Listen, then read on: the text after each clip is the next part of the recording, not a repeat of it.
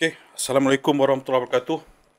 Alhamdulillah, hari ini bersama saya di podcast Sembang Arif, podcast orang biasa cerita luar biasa. Kena dengan tema dia tu, saya ucapkan banyak terima kasih lah kerana sudi terima pelawaan saya dan sudi bagi kami datang ke rumah. Okay, pertama sekali elok saya jelaskanlah. Kita bukan saja shoot dekat bilik orang, dekat katil orang ni kan. Ada sebab dia, sebab tetamu saya panggil Helmi So, Helmi ni dia memang tak boleh dia sebenarnya tak boleh berdiri lah So dia memang duduk di atas katil. Tak boleh berdiri dan tak boleh berjalan lah. Nampak je dia boleh bersila macam orang sihat, tapi dalamannya berbeza daripada apa yang kita tengok lah kan. Okay, Helmi ada nak apa-apa nak sebelum kita teruskan, mungkin nak cakap apa-apa ke? Jadi untuk nak jelaskan lah kepada pendengar daripada yang menonton apa semua, saya ni tengah mengalami masalah penyakit yang di mana berkaitan dengan autoimun yang menyebabkan saya hilang keupayaan untuk berdiri dan berjalan buat sementara waktu ni. Okay. Kalau ikutkan keadaan sekarang yang tuan tengok sekarang ni, kira kategori sihat lah ni. Boleh duduk, boleh berjalan. Tapi kalau dia tengah teruk, dia memang terbaring je lah. Nak bergerakkan badan tu memang susah, sebab kalau dia tengah trigger sakit tu, memang dia sakit betul-betul daripada peha tu sampai ke kaki tu memang sakit. Okay. Memang bengkak, ada berlaku keradangan kat situ. Jadi dia efek saya punya otot, saya punya saraf, saya punya soft tissue, menyebabkan susah nak berjalan lah. Boleh describe sakit tu kata? Okey, sakit ni sebab dia keradangan yang berpunca daripada masalah autoimun. Autoimun ni macam sistem imun badan kita attack diri kita sendiri. Jadi bila dia trigger autoimun saya tu trigger, problem tu trigger, dia akan menyebabkan otot, saraf, soft tissue dia jadi macam membengkak, ada meradang. Okey, dekat Malaysia ramai tak kalau ikutkan doktor cakap statistik yang mengalami sakit macam apa? Kan ada setengah orang sakit dia tu rare. Berapa orang dia yang dalam Malaysia ke dalam dunia? Tuan, benda ni memang... Kalau kategori yang sama macam saya tak ramai. Tapi kalau sebab autoimun ni ada banyak variasi. Okay. Tapi kalau bila saya difahamkan lah daripada yang doktor yang merawat dan sebagainya, autoimun ni ada banyak variasi. Cuma dalam kes saya ni kategorinya tak ramai sangat lah. Berapa anggaran tu? Anggaran tu saya tak berapa pasti ni. Di dalam Malaysia? Di dalam Malaysia, saya tak pasti. Tadi sebelum kita shoot ada cerita sakit tu, macam mana sakit dia rasa tu? Kena kepit pintu macam mana? Kalau dia tengah trigger sakit tu, dia seolah-olah ibarat macam kalau kaki tu terkepit kat pintu kan, ataupun ada orang datang bawa tukul. Dia bukannya pukul sekali, dia pukul macam pukul lagi, dan pukul lagi. Dia sakit tu, dia denyut, dia rasa macam tu. Jadi waktu tengah sakit tu, kalau memang nak tidur pun susah. Jadi the only yang boleh saya terpaksa ambil painkiller hanya untuk membolehkan saya dapat tidur. Kalau tak, jangan katakan, dan itu pun tak menghilangkan segala sakit, sekadar untuk bagi bolehkan saya tidur saja. Kalau tak boleh tidur. Setiap hari? Waktu yang tengah sakit. Okay. Waktu dia tengah trigger tu. Dia akan trigger bila kita salah makan lah. Setakat yang saya tengok ni, makan lah. Okay. Punca sebenar autoimun ni kita susah nak dapat kenal pasti lah. Okay. Yang sebenarnya kan, untuk kes saya lah. Tak tahu apa yang sebenar. Tapi setakat ni, kalau macam saya contoh macam kes saya, bila doktor nasihatkan, okay, kita try buat record kan, buat journal apa yang kita makan setiap hari. Jadi berdasarkan rekod tu dapat kenal pastilah, makanan-makanan ni sebenarnya kalau saya makan, dia akan triggerkan sakit tu. Dan kadang-kadang sengaja makanan tu, dia kalau makan hari ni, dia tak trigger kejap ni macam orang allergic tau. Kadang-kadang dia makan satu, macam contoh, saya tak boleh dengan daging lembu contoh. Kalau saya makan daging lembu, maka saya akan dapat tengok akan berlaku kesan trigger tu bermula pada hari yang keempat lepas makan. Dan dia konsisten. Tu je, benda ni dia macam kena main eksperimen lah. Kita dah tahu pattern dia lah. Nak tahu apa sebenarnya dan bila dia start trigger.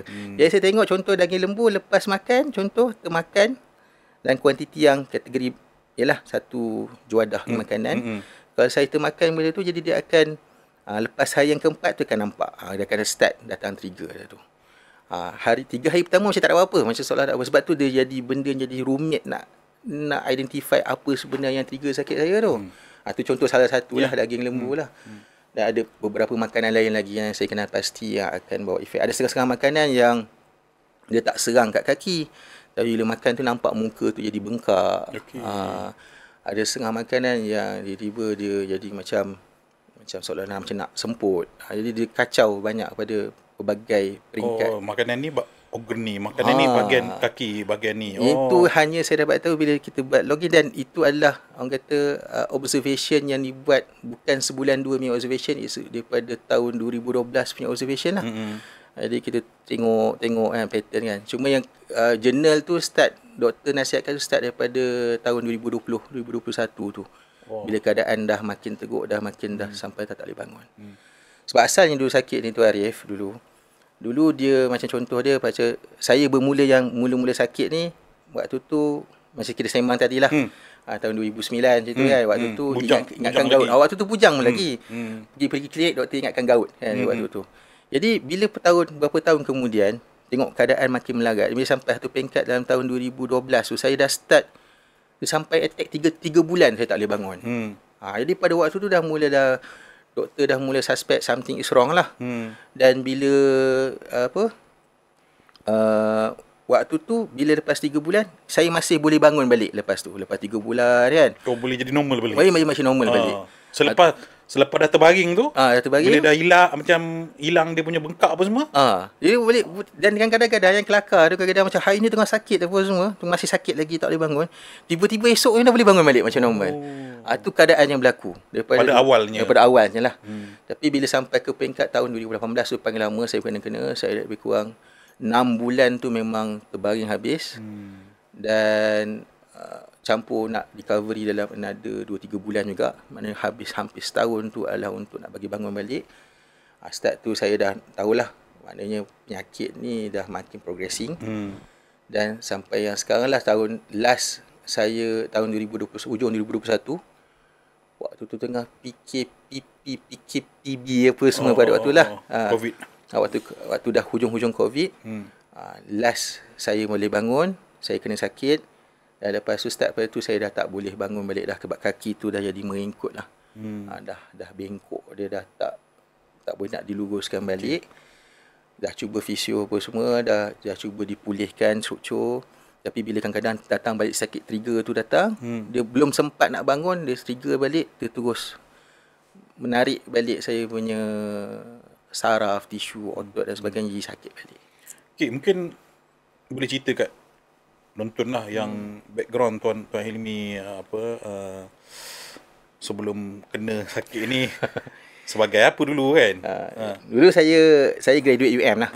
UM Environmental Science Management, pengurusan sains alam sekitar. Dan lepas graduate saya jadi tutor dekat Universiti Melayu di fakulti yang sama. Sampai habis kontrak 3 tahun kontrak. Pada waktu habis kontrak saya sambung kerja di bahagian construction. Dia kira engineer juga bidang ni? Sebab construction saya masuk sebagai health and safety and environment. Health safety and environment. Jadi kenalah masih dalam bidang saya lagi lah.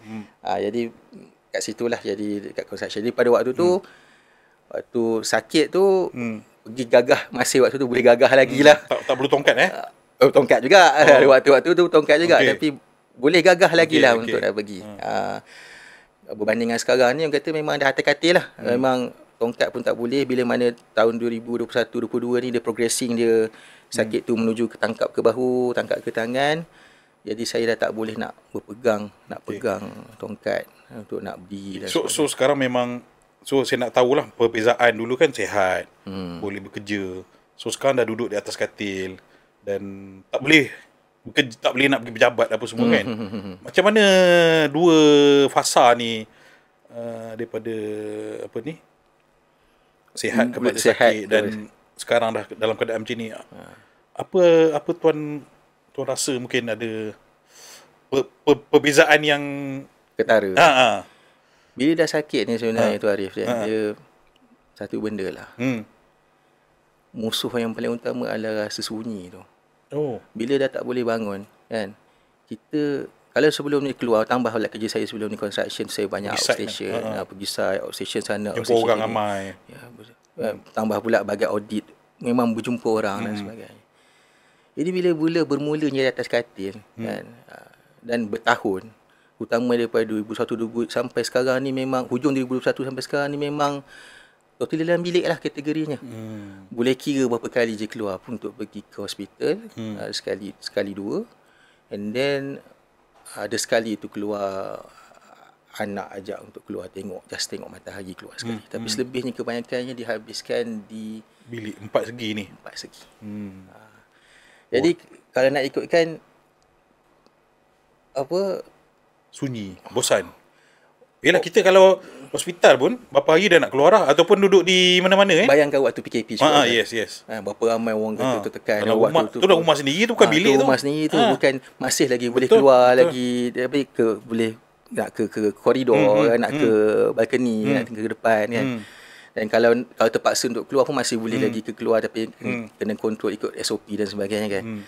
Tapi bila mana duduk dalam bilik kan, dan hanya ditemani 4 penjuru bilik, siling, lantai, dan kesunyian, kebosanan tu ada datangkan macam ada pemikiran yang dah tak guna hidup ke, something yang.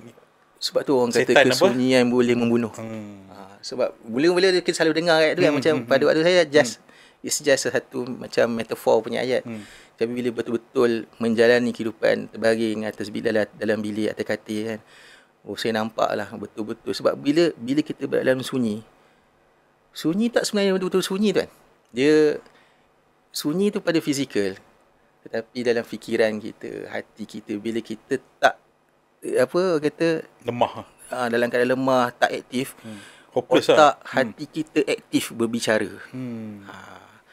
Dan cakap dengan diri sendiri. Cakap dengan diri sendiri. Dan mula muncul, bila terlalu lama sangat, dia mula muncul banyak pemikiran-pemikiran negatif. Macam contoh dah tak guna dah aku hidup dah pun. Aku banyak susah dengan orang. Aku ni susah dengan orang je. Apa lagi fungsi, apa lagi sumbangan gunanya kepada orang lain, masyarakat. Apa guna aku hidup lagi dah kalau macam ni kan. Macam tak ada makna, tak ada dapat menyumbang apa-apa. Tu perkataan-perkataan yang bermain dalam fikiran. Macam mana aku nak jadi ayah, nak jadi contoh ayah kepada anak, sebagai seorang ayah kepada anak, nak tunaikan tanggungjawab dan sebagainya. Inilah yang jahat dia sebenarnya. Ini jahat yang sebenar. Setan yang bersuara dalam diri. Jadi bila lama bagian kan, jadi dia bila lama dia banyak satu brainwash. Ulang repeat benda yang sama, hari-hari benda yang sama terbaris. Nak pula kadang-kadang ada setengah orang yang tak berapa faham situasi kita kan. Jadi bila tak faham, sakit kaki je kan.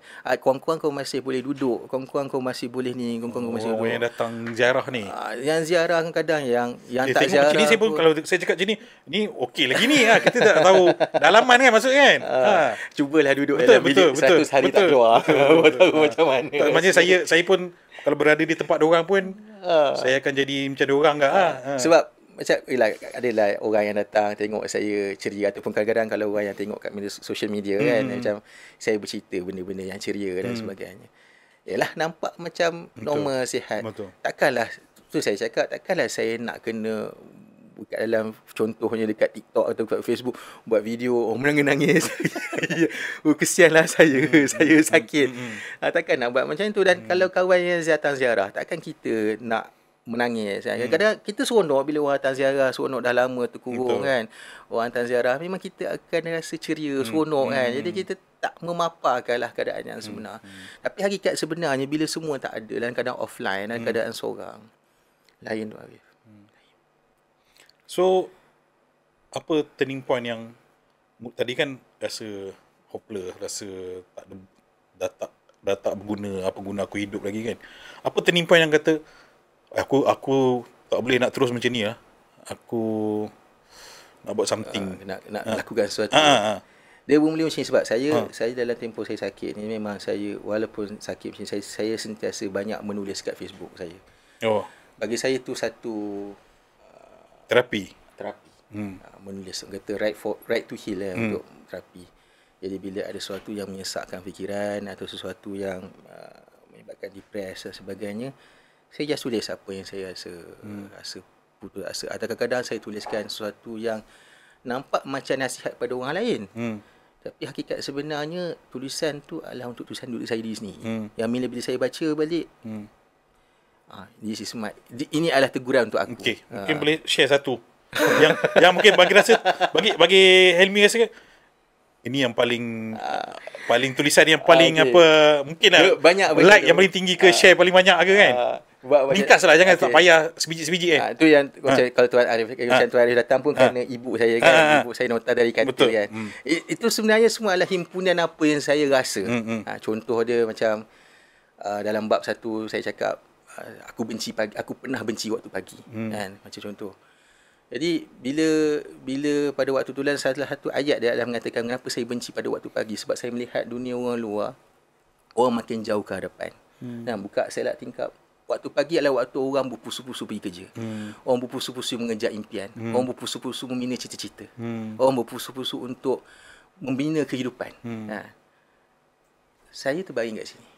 Tak boleh buat apa. Tak dapat nak sertai orang yang berpusu-pusu di waktu pagi kat luar. Jadi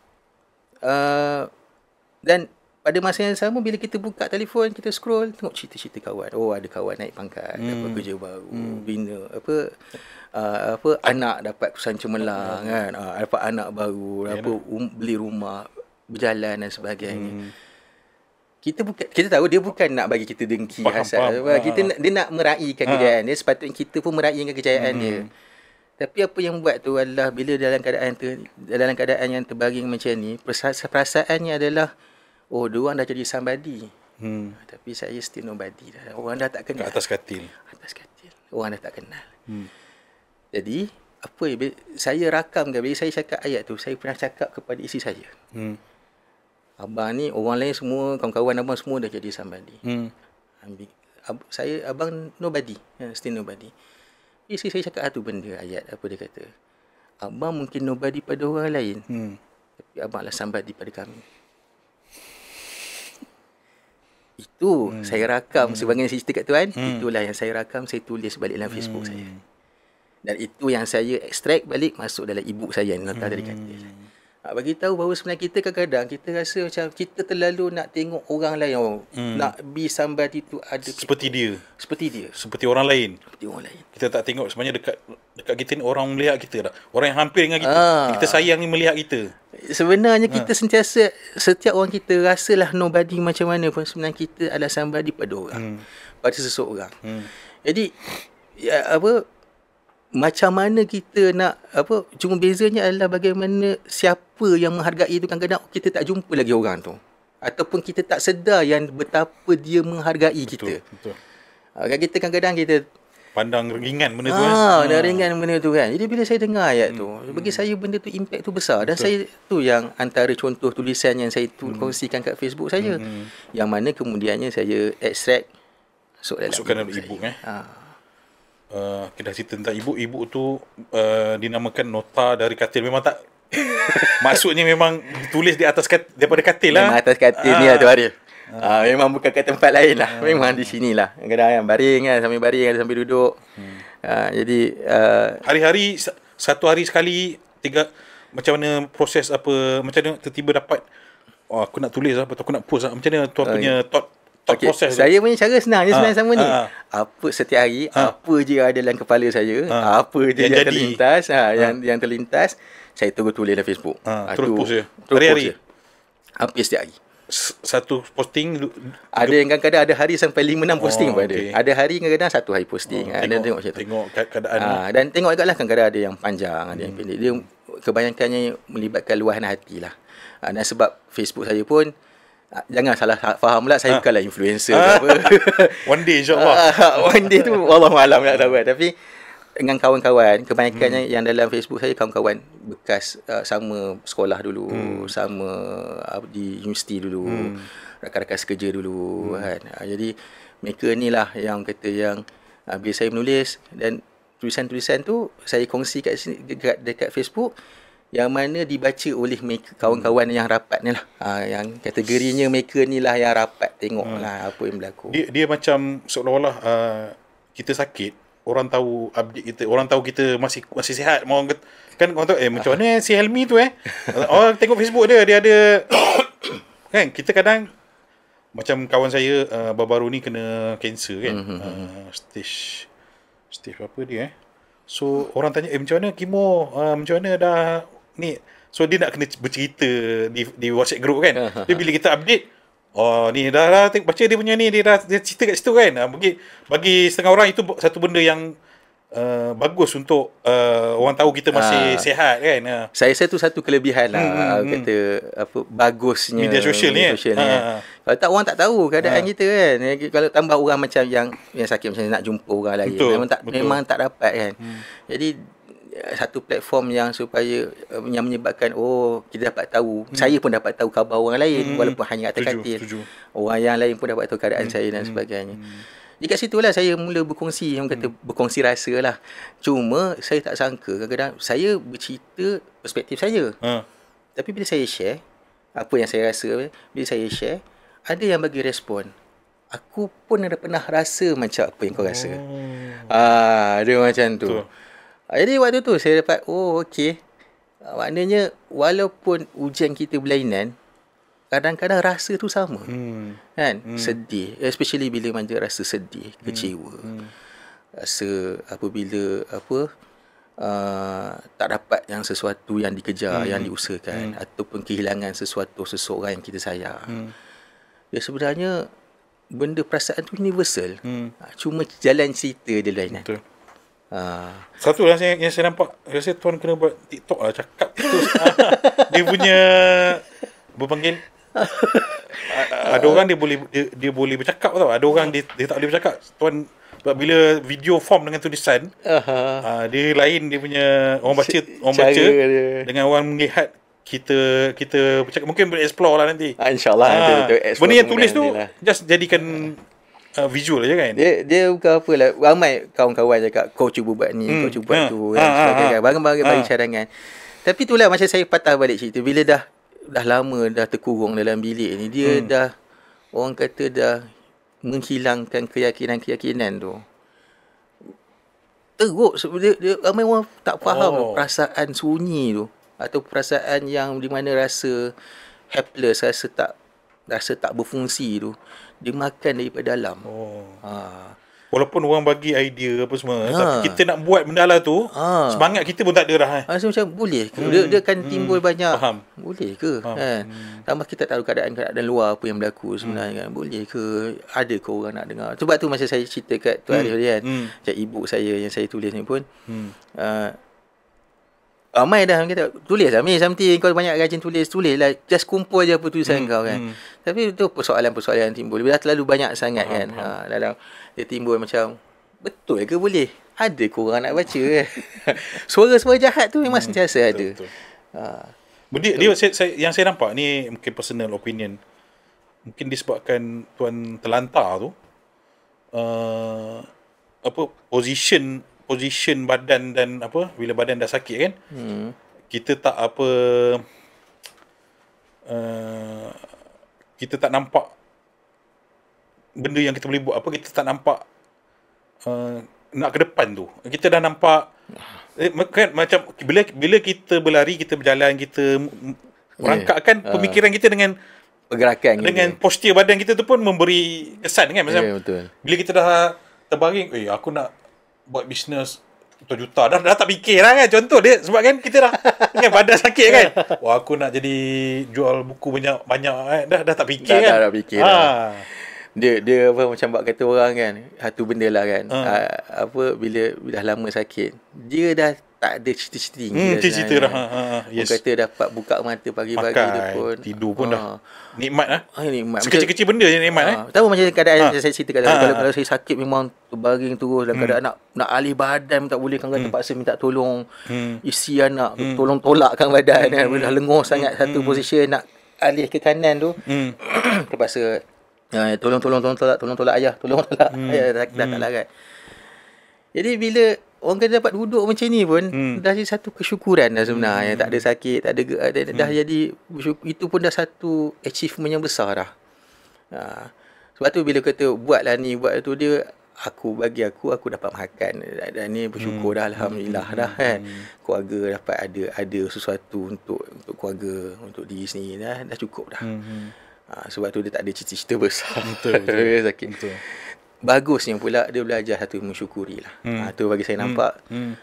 Kalau kita macam ni waktu sihat dulu tak pernah pun rasa bersyukur boleh berkata terus bangun pergi bilik air contoh pagi-pagi kan. Tengah tak susah, tak ada pun rasa bersyukur alhamdulillah kaki boleh berjalan. Pergi naik tangga turun tangga tak pernah pun rasa macam alhamdulillah boleh naik tangga turun tangga. Rasa tak pernah rasa. Tapi bila macam ni Tu Arif kan, dia orang kata dapat lunjur kaki, alhamdulillah. Kalau tak sebelum ni sakit, dapat duduk, alhamdulillah. Duduk sebelum ni ya Allah punya sakit kan. Macam sekarang ni saya cerita kat tu Arif lah, tangki saya tak apa okey ke ni kan, dia tengah tangkap tangki jari tengah kan. Dia akan pergi ke jari lain ke nanti? Itulah unik sakit autoimun ni. Macam ni jari tengah kan, ada waktu-waktu kadang-kadang ibu jari, kadang-kadang tangan kanan. Maksud saya dia akan kecut balik nanti. Ni insya-Allah dia akan kecut balik. Dan dia akan tengok kalau trigger next trigger mungkin kat tempat lain pula. Dia jenis datang pergi bukan dia tempat yang sama permanent sampai bila-bila. Cuma itulah bila dah terlalu lama sangat, contoh kalau dia terlalu lama sangat tak surut, contoh macam kaki saya kan. Dia bila dah terlalu lama sangat dia akan menyebabkan macam bukan kata kekal. Macam mana? Kesan tu lama lah. Jadi otot bila dia kita jadi tak pakai keras. otot tu kan. Otot tu jadi keras, susah nak dah lama tak bangun. Dan waktu sakit pula trigger pula dia tarik kan. Bila dia tarik tu yang buat dia merengkut tu. Macam ni dia tak boleh nak habiskan. Dia tak boleh habis sama macam kita macam ni kan. Tak boleh. Beza. Macam ni je. Tak boleh. Macam tu. Nampak kamera kan? Tak boleh dia sangkut situ kan. Jadi macam tu lah keadaan dia. Jadi selama sakit ni memang tu kata saya pun dengar cerita sebelum kahwin pun isteri dah tahu Helmi ada sakit kan.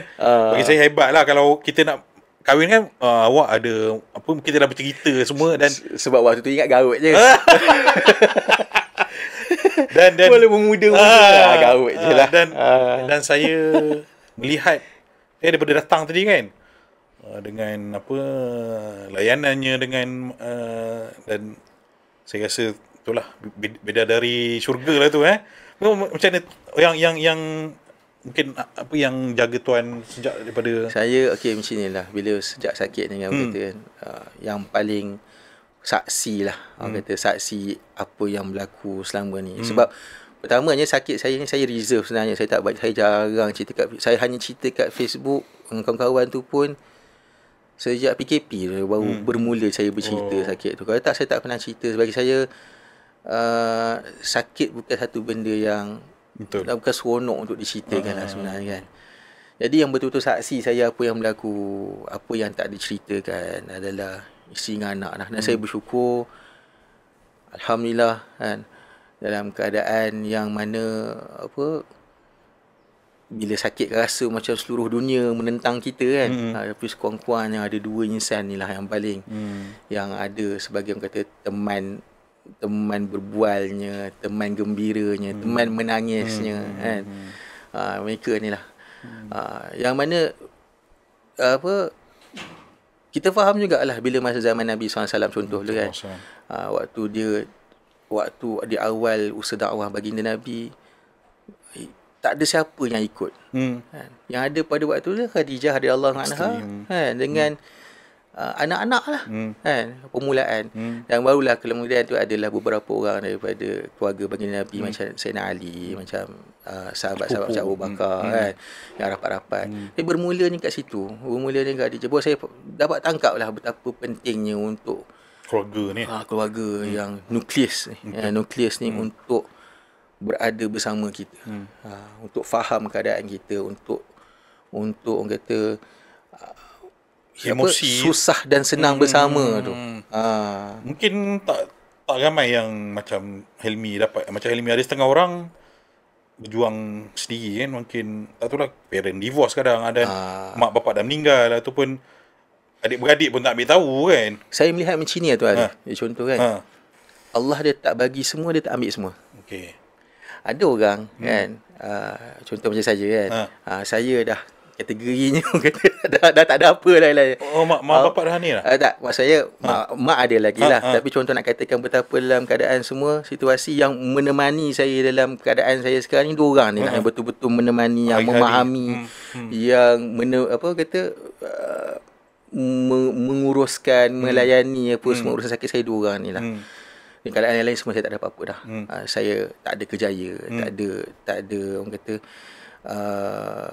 cita-cita, tak ada kekayaan dan sebagainya. Ada setengah orang pula, walaupun dia dalam keadaan dia tak dapat orang kata keluarga yang memahami, Allah bantu dia dengan ada duit lebih, dengan kesenangan yang lebih.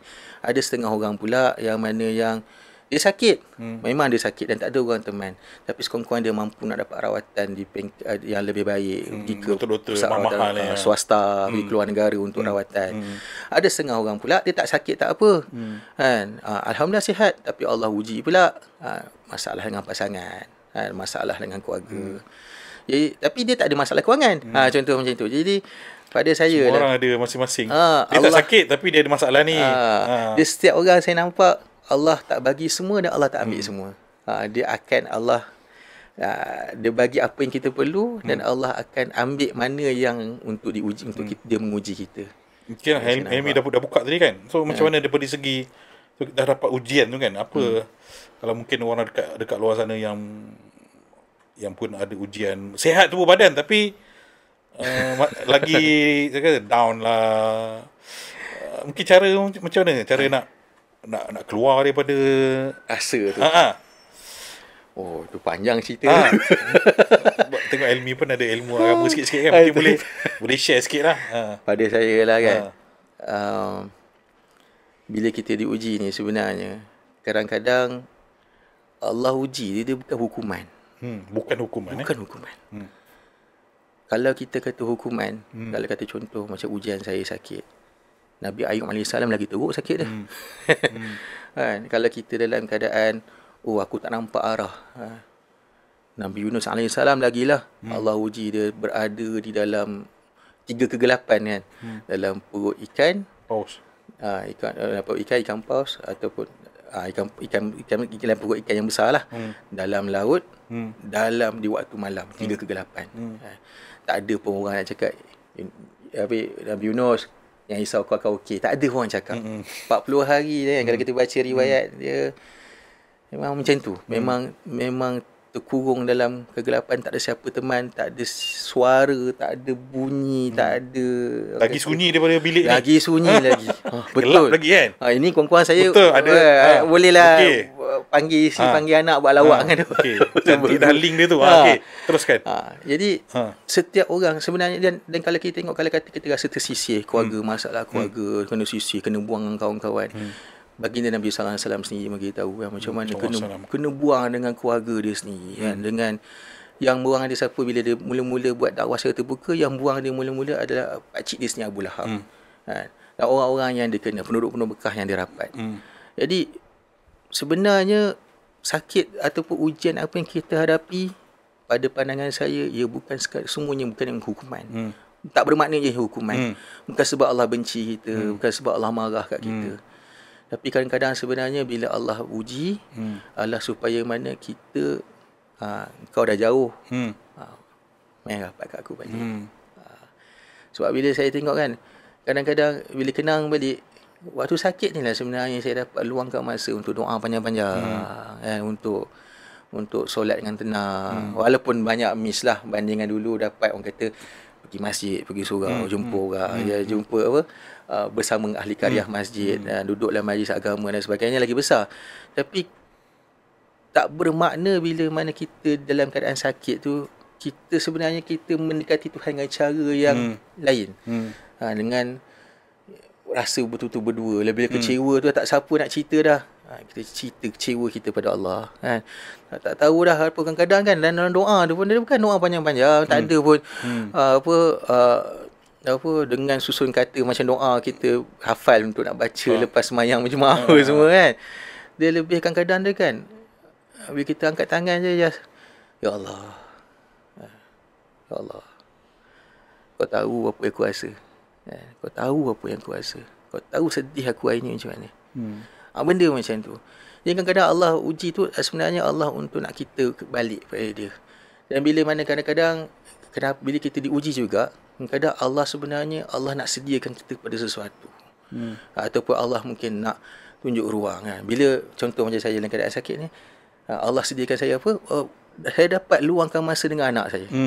Sebab satu masa dulu, masa saya kerja dulu, budak dulu, rasa kanak-kanak lah kata kan, saya tak dapat luangkan masa dengan arwah ayah saya. Arwah ayah saya, dia sakit pada waktu saya umur 9 tahun, dia kena stroke, koma 2 tahun kan. Dan waktu saya ingat lagi waktu nak ambil waktu darjah 5 dia meninggal dunia. Dan itulah kenangan dengan arwah ayah yang dah habis kan. Tapi apa dia, Allah sediakan saya pula di mana saya macam ni, anak saya dapat luangkan masa dengan anak, sesuatu yang saya tak ayah kecil. Saya tak dapat nak luangkan kat saya dulu. Hebatlah. Seolah-olah macam dulu aku tak dapat memori dengan ayah, Allah ganti saya dengan bina memori dengan anak pula. Setiap hari dengan dia lah. Sampai dia bosan mengung ke saya. Anak tak bosan. Gurau. Jadi dapat luangkan masa dengan dia kan. Sesuatu yang orang kata bina bonding kat situ.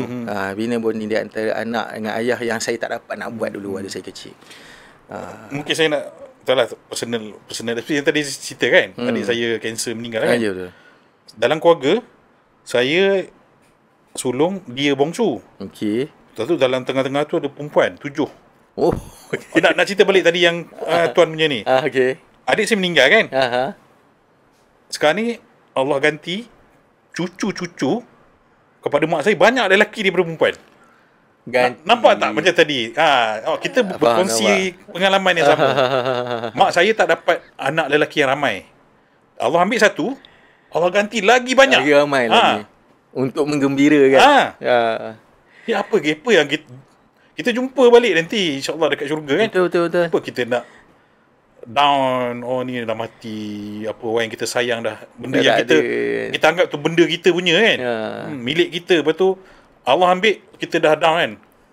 Allah bagi, Allah boleh ambil. Kita siapa kita nak mempersoal kan. Ini aku punya harta aku, kesihatan aku, duit aku, anak aku, tak boleh kan. Sama lah juga macam kita rasa ujian ni satu benda yang buruk. Kadang-kadang kan, dah lama kan, ada tak kebaran kalian sebenarnya ujian ni sebenarnya hadiah daripada Allah. Contoh kan, kalau saya tak sakit macam ni, saya tak menulis. Betul. Bila saya tak menulis, maknanya tidak ada tulisan-tulisan di Facebook yang kawan-kawan saya baca, yang friend atau follower yang baca. Dan ibu nota dikata pun tak terhasil. Takkan wujud. Jadi bila kerana ni, mungkin ini sebenarnya adalah satu anugerah yang sebenarnya kadang-kadang tak sangka. Cuma satu benda bila kita diuji, kita kadang kena faham satu benda, kadang-kadang yang Allah nak bagi tu ataupun jawapan hikmah di sebaliknya tu yang kita dia hadir dalam keadaan yang kita tak sangka. Betul. Dia hadir ni rupanya jawapan Allah. Mungkin makan masa lama. Mungkin makan masa lama baru faham keadaan tu kan. Macam ni rupanya. Kan. Jadi sebab tu bila tanya soalan tuan tadi macam kalau kita apa nasihat untuk orang diuji, kadang kita selalu nak bila kita nak cita-cita kejayaan kita hanya nampak satu linear tau. Berjaya tu dengan ada duit, berjaya tu dengan sihat, berjaya tu dengan pangkat, berjaya tu dengan rumah besar. Tapi sebenarnya istilah kejayaan tu dia bukan linear macam tu. Ada banyak faktor-faktor ataupun banyak bentuk-bentuk kejayaan yang sebenarnya kita kena raikan walaupun nampak macam benda-benda yang kecil. Tu. Okey. Dah tadi sentuh pasal nota dari katil tu kan, ibu tu kan. So itu adalah perkongsian harian di Facebook yang dikumpulkan dan sekarang ni boleh kalau nak boleh download ada link di Facebook di Facebook boleh atau boleh saya baru je set up boleh buka kat hilmikhairi.com. Macam ni Hilmi HILMI Khairi KHAIRI .com /nota dari katil. Website landing page lah. Landing Lebih kurang. page, Jadi boleh tu download kat situ lah. Jadi kat situ lah sebab saya mengumpulkan e-book tu adalah mengumpulkan segala apa yang saya rasa, apa saya hadapi dan apa yang menyebabkan saya dapat bangkit, ada orang kata melepasi fasa-fasa kesedihan, kemurungan yang berlaku pada sepanjang waktu sakit tu. So apa goal Helmi buat e-book ni? Adakah nak bagi inspirasi pada orang lain ke ataupun sekadar diri sendiri? Okey. Goal saya satu. Selamat buku ni tulis. Dia bukan buku motivasi. Saya punya tagline lah. Dia bukan buku motivasi, ialah ala naskah untuk menemani. Untuk nak temankan orang, siapa-siapa yang rasa yang dalam keadaan nak hampir putus asa. Rasa yang dah tak nampak jalan keluar. Sebab saya nak bagi tahu dalam buku tu, bukan awak seorang je yang rasa kena. Sebenarnya, dan bukan saya juga seorang je yang rasa. Sebenarnya ramai lagi yang rasa. Jom kita sama-sama hadapi, jom kita sama-sama bina kekuatan. Lepas tu saya cakap ulang, buku ni bukan untuk orang berjaya.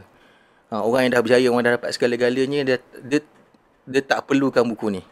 Buku ni adalah untuk orang yang dah hilang arah. Buku ni adalah untuk orang yang dah tak tahu nak buat apa lagi dah.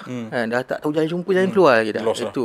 Itulah tujuan buku ni. Sebab saya kongsi apa yang saya rasa kat situ. Dan alhamdulillah feedback yang saya dapat banyak. Ada yang PM tepi lah. Ada PM tepi pun ramai. Yang saya tak pernah kenal pun ramai. Mungkin satu boleh share apa yang menarik. Ramai yang menangis lah. Antara dia adalah saya ada satu bab tu, bab 4 dia kalau tak salah. Bab 4. Dia persoalan tu, bab tu saya tulis kenapa aku. Kenapa aku yang kena? Kenapa aku yang kena? Sebab biasa kalau kita cakap kenapa bila kita diuji kan, satu benda kan, orang lain happy kan, aku yang kena. Persoalan apa salah aku? Apa yang aku silap? Kenapa aku yang diuji macam ni? Kenapa bukan dia? Persoalan-persoalan ni. Jadi bagi saya kalau tanya bab mana satu dalam banyak 16 bab yang saya tulis tu, bab tu adalah yang paling terkesan pada diri saya. Dan even orang yang message pun kebanyakannya tanya benda yang sama. Bab 4 tu. So mungkin boleh spill sikit dia punya kenapa aku tu, mungkin spill sikit dia punya sinopsis kenapa aku, contoh dia macam tu lah. Nak ingat balik. Contoh yang macam kalau kata apa, bila dihukum, bila diuji, kita mempersoalkan Allah kan. Macam kenapa aku? Kenapa apa dosa aku sampai ke tahap macam tu, sampai aku diuji macam tu. Tapi sebenarnya bila kita mempersoalkan macam tu, dan kita pun cubalah buat macam-macam. Contoh kita ikhtiar asbab kita, macam berubat, pergi jumpa, dapatkan rawatan kalau macam kes saya sakit lah. Ataupun mungkin kita mengamalkan doa sesuatu, baca kat dalam hadis, baca doa ni pasti makbul. Doa ni kalau orang diuji pasti makbul kan. Kita pun doa pada Allah. Kita pun bacalah ayat-ayat yang tertentu khusus daripada Quran, daripada hadis. Nak minta supaya boleh sanggup bangun tahajud. Sebab dengar ada orang cerita, saya diuji bila saya bangun tahajud, Allah selesaikan ujian saya. Kita pun nak buat juga. Tapi buat-buat sama juga. Tak ada pun beza macam tu kan. Tak ada pun kan. Bukanlah nak harap magic, tapi tak nampak pun perubahan kan. Kita jangan bergantung pada amalan tu. Jangan itu je. Jadikan ada orang kata kan, jangan jadikan Allah tu hamba kita. Kita buat amalan ni, Allah kena kabulkan. Itu yang saya tulis. Kat situ saya tulis, kadang-kadang kita amalan-amalan ni bukanlah syarat untuk mewajibkan atau untuk memaksa Tuhan untuk nak kabul doa kita, untuk kabul hajat kita. Sebab pertamanya kita yang hamba. Dia Tuhan. Betul. Siapa hak kita nak paksa dia untuk ikut kehendak kita kan? Yang pertama. Yang kedua, kadang-kadang kita pegang balik ayat Quran kan. Kadang-kadang apa yang kita rasa baik untuk kita tu sebenarnya tak baik untuk kita. Kan? Allah yang tahu apa yang sebenarnya baik untuk kita. Tu jawapan sebenarnya. Jadi bila kita tanya-tanya kenapa aku diuji, kenapa ni, tu yang kata sebenarnya kita serah je pada Allah. Nasihat tu untuk diri saya juga sebenarnya, serah pada Allah. Adalah sebabnya kenapa Allah buat macam tu. Kalau kita rasa sebab Allah hukum, macam saya cakap tadilah, Nabi-Nabi lagi teruk ujian dia. Nabi-Nabi kalau kita baca kisah-kisah, tak tak ada lagi satu Nabi pun yang tak diuji. Nabi Sulaiman yang kaya pun diuji. Ya, yang kata memegang kerajaan yang tak pernah sehebat sebelum dan selepas baginda. Tak pun diuji juga, ada ujian-ujian dia.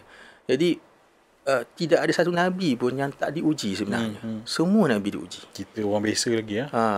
Jadi Nabi pun diuji ya. Siapa kita? Jadi persoalan kenapa aku tu sebenarnya, persoalan tu betul. Valid sebab kita orang seorang hamba kan. Cuma jawapan orang kata kenapa aku tu, kita tak boleh samakan jawapan kita dengan jawapan Allah. Kata apa salah aku kan, apa dosa aku. Sebenarnya kenapa aku tu adalah kerana Allah nak buat sesuatu, ada hikmah yang mungkin kita belum dapat sedar lagi. Mungkin satu hari nanti.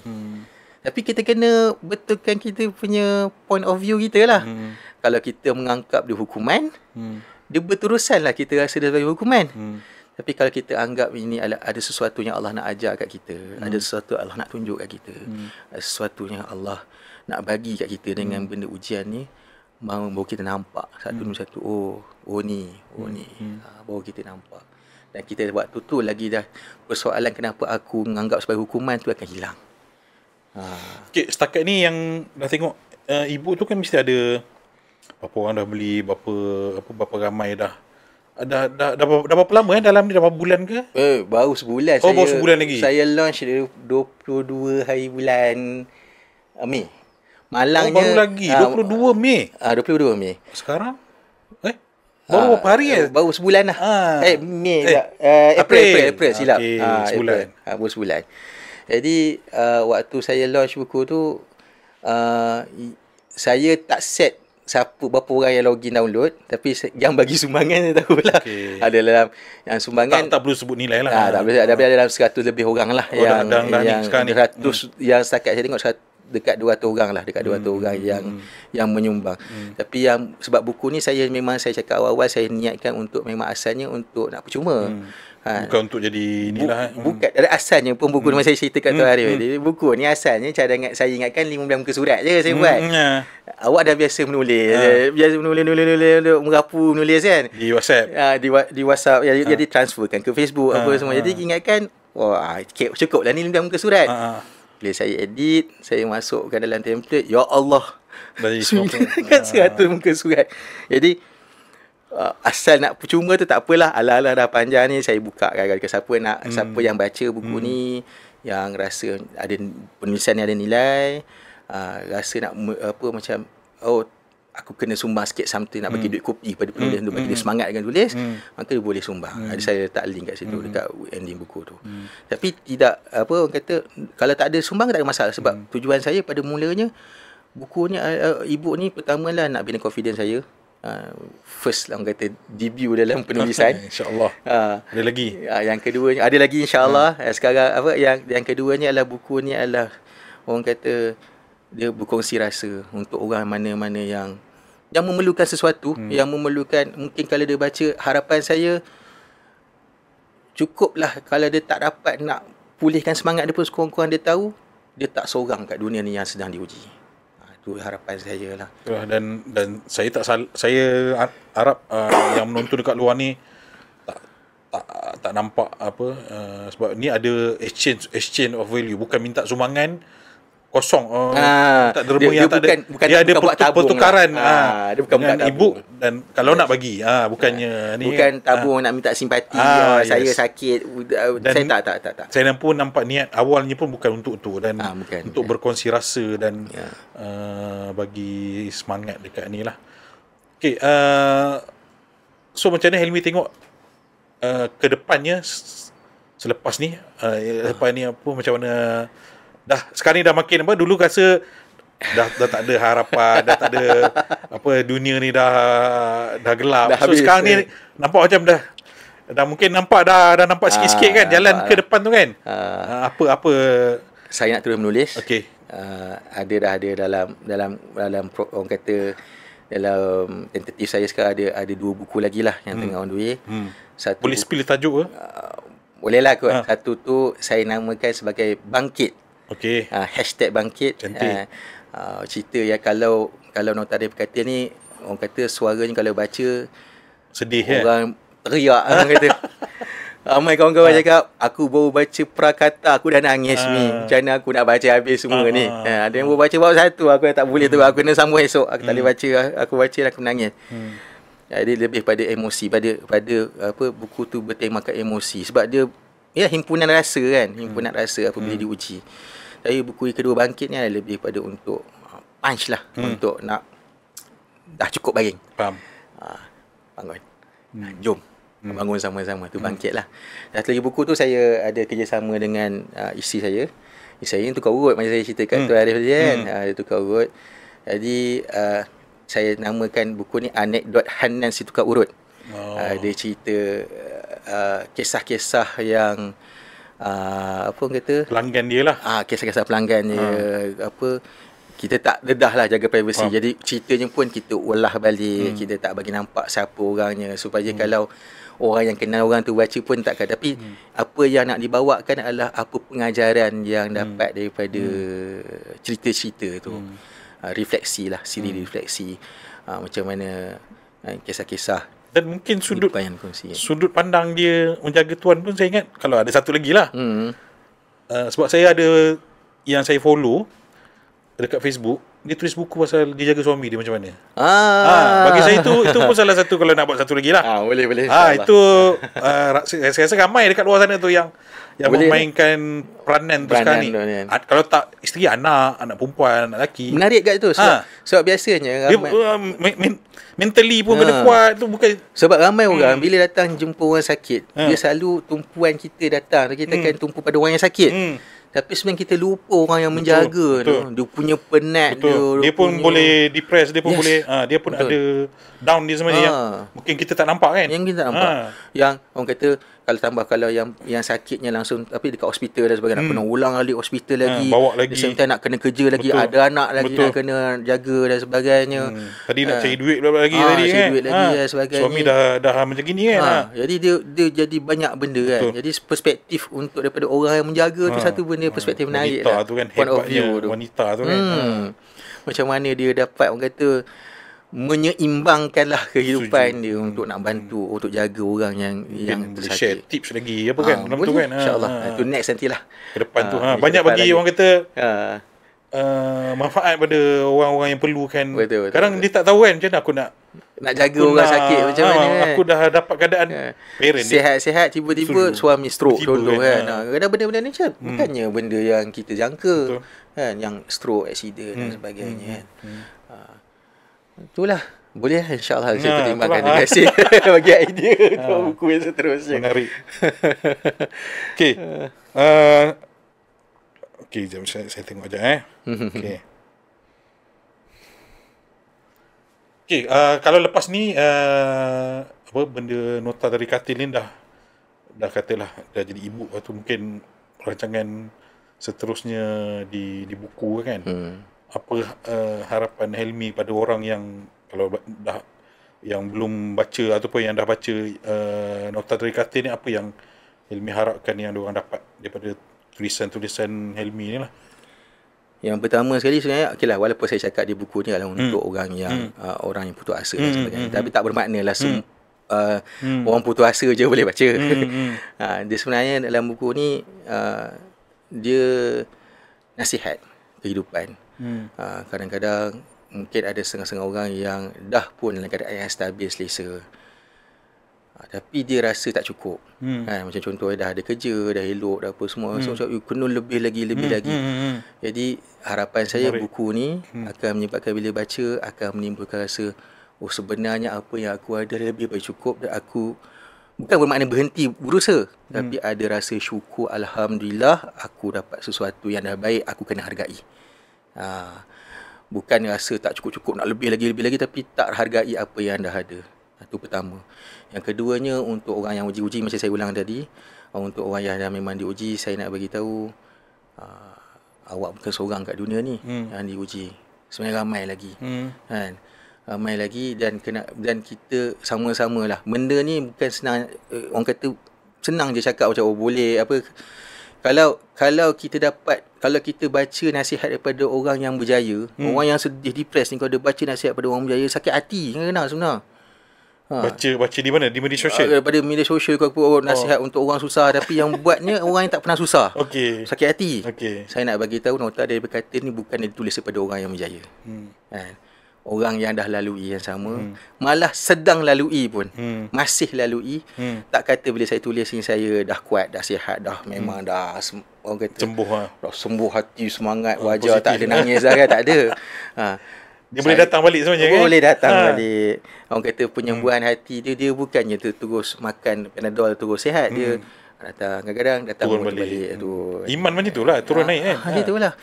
Tu naik iman, kadang-kadang keluar masuk.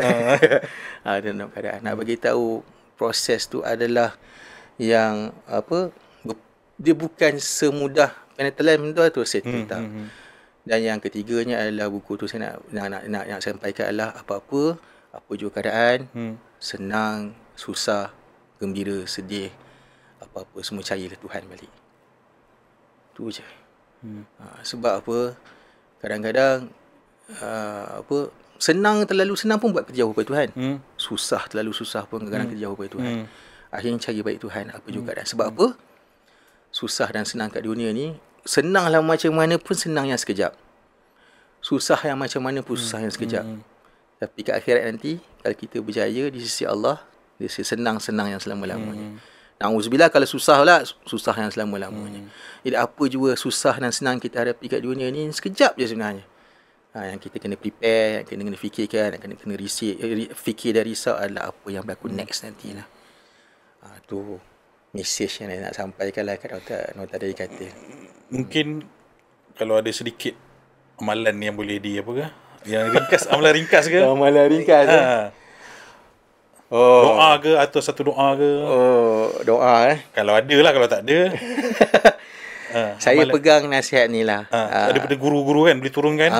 Saya ada satu saya pernah dapat satu daripada Tuan Guru Ismail Kamus ni lah, dan nasihat tu terselari dengan banyak nasihat-nasihat daripada asatizah saya lain. Iaitu bila dalam susah. So waktu tu saya pernah belajar dekat Darussalam, Pusat Perubatan Darussalam. Waktu tu almarhum Tuan Guru masih hidup lagi, sempat berguru dengan dia. Dia bagi tahu nasihat dia sebenarnya dalam perubatan Islam kan, ruqyah apa semua ni sebenarnya hanya untuk bantu. Tapi yang sebenar-benarnya kalau kamu nak pulih adalah kau kena taubat. Orang yang bertaubat tak perlu ruqyah, dia cakap. Dia cerita lah. Sebenarnya ni konsep yang bila cerita pasal perubatan Islam kan. Orang yang bertaubat sebenarnya tak perlu ruqyah. Kalau orang tu benar-benar bertaubat, dia tak perlu ruqyah. Dan nasihat yang sama tu juga kita dengar daripada ceramah-ceramah kan, atau ustaz-ustaz yang lain cakap. Antara contoh dia adalah nasihat Hasan Al-Basri kan, bila orang tanya Hasan Al-Basri, saya tak ada anak, apa patut saya buat? Istighfarlah kamu. Saya miskin, apa patut buat? Istighfarlah kamu. Saya dia sedang diuji, apa patut buat? Hasan Al-Basri kata istighfarlah kamu. Dan kalau kita korek walaupun dalam Quran pun cakap benda yang sama kan. Bila hendaklah kamu istighfar, bila kamu istighfar Allah akan turun rezeki pada kamu. Allah akan turunkan hujan. Allah akan maknanya buka banyak masalah pintu. Jadi kita kena istighfar banyak. Bukan istighfar ni bukan bermakna macam aku ni dosa besar kena tapi sebab tu kena istighfar, tak. Sebenarnya kita hamba Allah ni mana-mana semua orang sentiasa ada dosa, ada silap, ada salah kita. Kadang-kadang kita, contoh dia yang paling kita selalu temis, kita tak cukup syukur dengan Allah. Jadi sepatutnya kita kena istighfar atas kelemahan kita, sebab kurang pun syukuri nikmat Allah. Sebab Allah kata kan, orang yang tak bersyukur, apa Allah cakap, la in kafartum inna azabi lasyadid kan.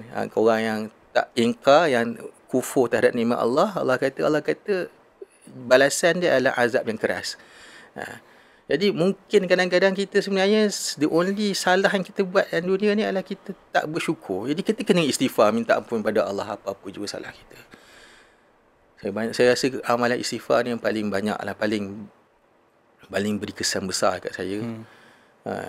Dan kalau kita tengok pun, contohnya Nabi Yunus alaihissalam pun waktu dia dalam perut ikan kan, zikir dia pun la ilaha illa anta subhanaka inni kuntu minaz zalimin pun adalah sebahagian daripada contoh kalimah taubat dan kalimah istighfar adalah bentuk yang lain. Jadi kita Nabi Musa pun di Gunung Tur Sina pun sama istighfar juga. Istighfar juga. Sebab dia bunuh orang kan sebelum tu. Dia tak bunuh orang dia sebab dia ni kaum dia kan. Kaum dia yang dia minta ampun untuk kaum dia yang yang waktu peristiwa yang dibunuh tu betul juga. Duduk atas Gunung Tur Sina juga. Jadi istighfar Nabi Adam pun Rabbana zalamna anfusana kan, doa Nabi Adam minta ampun pada Allah atas perbuatan dia makan buah khuldi kan. Sedangkan Nabi-Nabi yang maksum pun mereka istighfar. Nabi pun cakap aku sentiasa saya istighfar setiap hari sekurang-kurang 70 kali. Maknanya kalau Nabi-Nabi yang maksum pun beristighfar, saya yang dosa banyak ni. Kita lah. Yang dosa yang tak jaga, dosa matanya, dosa tangannya, dosa kakinya, dosa hatinya, kan, dosa dalam fikirannya, semua. Itulah kurang bersyukurnya, banyak merungut. Tu lagilah kena banyak istighfar lah. Tu yang ke depan tadi, so insya-Allah masih akan terus menulis lah menulis dan tak tahu lah, saya nampak tu kalau TikTok tu sedap tuan kalau dia punya isi tu ada tu. InsyaAllah lah saya cuba. Berlemak macam lah. Saya ni orang kata yalah buat live ke tak tahu macam mana kan. Segan sebenarnya tapi tengok lah saya cuba tasi lah. Ramai adalah yang minta kan. Orang rumah pun kata try lah buat video kan. Nanti kalau saya Tuan Arif cakap itu saya cubalah. Dah diberitahu gitu saya cubalah insya-Allah. Sebelum tutup macam mana Tuan Helmi ada apa-apa nak sampaikan tentang nota dari katil dan tentang hidup boleh rumuskan lah. Apa orang kata bukan iklan lah, tapi kalau rasa macam tertarik apa benda nota dari katil ni yang datang menonton podcast dengan Tuan Arif, Mak Arif ni, kalau rasa nak tahu apa benda dalam buku ni, download lah. Tak perlu bayar pun. Kadang-kadang ada setengah orang dia takut nak beli kan. Sekarang tak berbaloi lah apa semua, tak apa. Tuan-tuan, puan-puan, cik-cik apa semua, download dulu. Percuma, dia tak perlu bayar nak download. Bacalah. Cuba ruangkan masa untuk baca dalam keadaan tenang apa semua. Cuba ungkap baik demi baik ayat dalam tu lah. Dan moga-moga kalau kata buku ni kena dengan diri dan buku ni rasa macam ada manfaat, sampaikanlah kepada kenalan-kenalan, rakan keluarga yang lain, terutama yang mereka yang mana yang tuan, puan, cik rasa yang memerlukan kata-kata tu.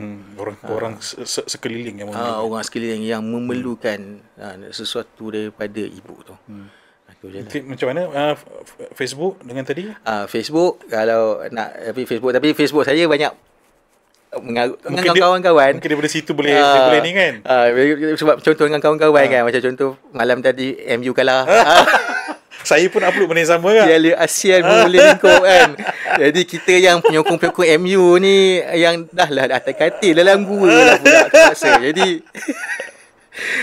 Jadi kalau tuan-tuan maknanya kalau kita rasa sedih hidup kita, Man U punya fan lagi sedih lah. Jangan diusah bicara sabar dan redha kalau bukan penyokong MU. Friendly pun kalah.